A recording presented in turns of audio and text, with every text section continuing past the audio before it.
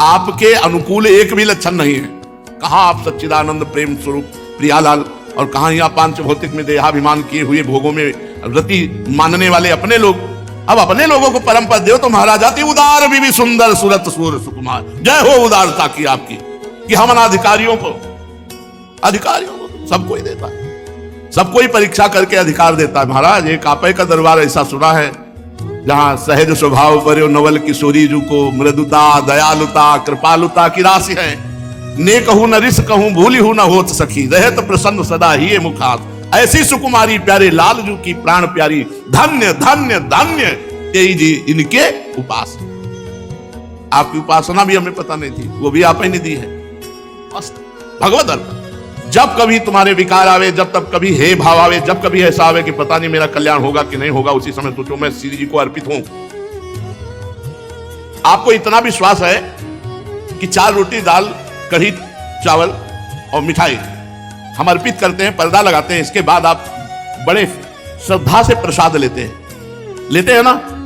आपको संशय होता है क्या कि प्रसाद है कि नहीं, अर्पित हुआ कि नहीं हुआ? पूरी की पूरी थाल वापस आती है, केवल दृष्टि भोग लगता है। तो श्रद्धा में ऐसे दौड़ के प्रसाद लेने का मन होता है, माथे पे ऐसे धर के, और एक किनका चला जाता है तो छाती शीतल होती, प्रसाद पाया। और आप अपने को समर्पित किए, विश्वास नहीं तुम्हें? पर्दा लगा के थाल चली गई अंदर तो प्रसाद हो गया, तुम पूरा जीवन अर्पित हो, तुम्हें विश्वास नहीं कि हम प्रसाद स्वरूप हैं, हम प्रसाद स्वरूप हैं, हम भगवत अर्पित हैं।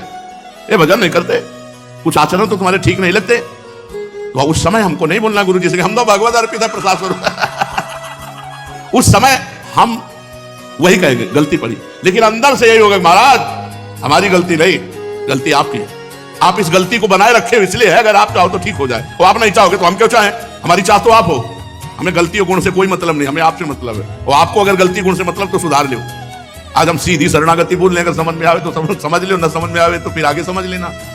आगे तो बिल्कुल पक्का समझ लो, शरणागत का बोझ शरण्य के ऊपर है, शरणागत का बोझ शरण्य के ऊपर है। ये अपने ऊपर बोझा मत रखो अपने कल्याण का। ये लो महाराज, ऐसे हो जाओ बस। जब यहां ये करना चाहिए, ये नहीं करना चाहिए तो सुन लो, और उसी समय सोचो ये करवा लेना जो करवाना है, जो नहीं करवाना। राधा वल्लभ श्री हरि श्री वृंदावन।